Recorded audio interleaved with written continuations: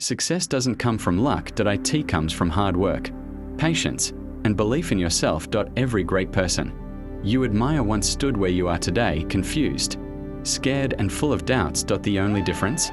They didn't quit. Life will test you. People will doubt you. Failures will try to stop you. But remember this: failure is not the opposite of success. It is part of success. When you fall, don't stay down. Get up stronger. Learn faster. Move forward with courage. You don't need to be perfect, you just need to be consistent. Believe in yourself even when no one else does. Your time will come. Your story will inspire others.